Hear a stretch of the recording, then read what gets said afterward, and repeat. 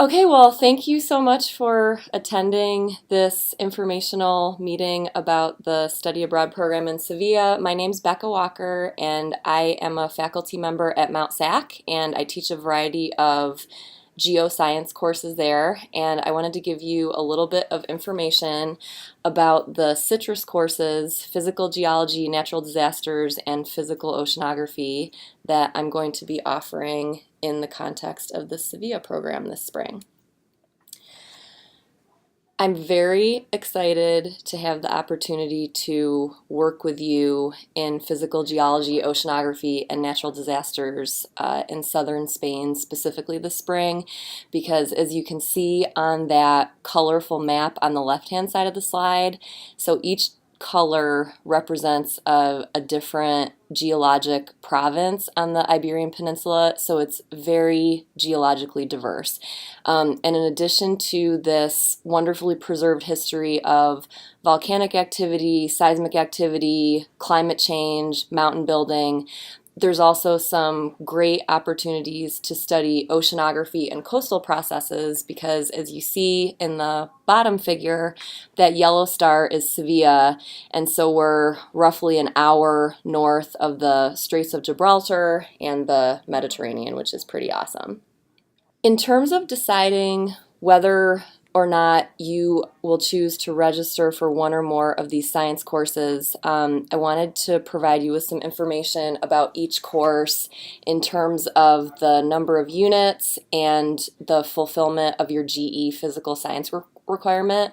So all three of the courses do fulfill that GE physical science requirement, and the physical geology course in particular, successfully completing that class means that you have your lab requirement for transfer done as well.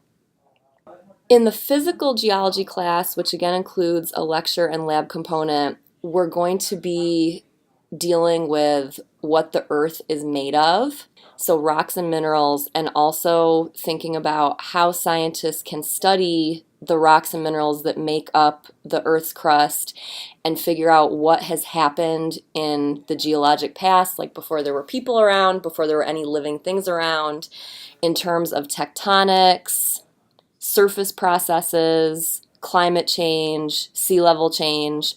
So the photos that you see on the slide now, this is a field site. It's an old iron mine, a little bit more than an hour north of the city where you'll be living.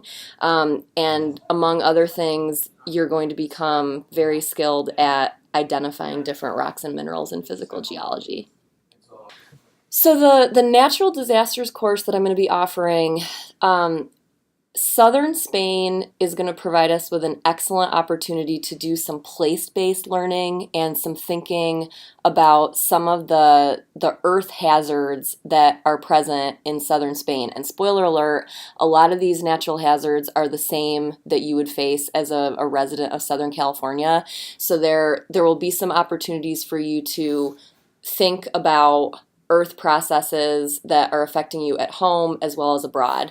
So the satellite images that you see on the PowerPoint slide, I'm hoping that you can see that the one on the right-hand side from 2010, and that's Sevilla with the red star again, it looks like there's quite a bit more blue to the southwest of Sevilla in the image on the right, and that's because this is an example of a natural disaster that influenced southern Spain, this widespread flooding that led to large-scale evacuations in 2010.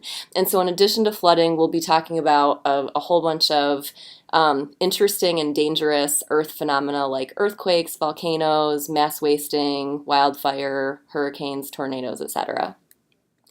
And then the last class that I wanted to mention that I'm teaching is the physical oceanography course. And so the purpose of studying oceanography is for scientists to better understand the geological properties of the seafloor. Oceanographers are also particularly interested in how the chemical composition of the ocean has changed over time. We also look at physical ocean processes like waves, tides, currents, etc. And one of the primary components of this oceanography class is going to be on how human beings have and continue to influence the ocean and vice versa. So how do ocean processes influence humans?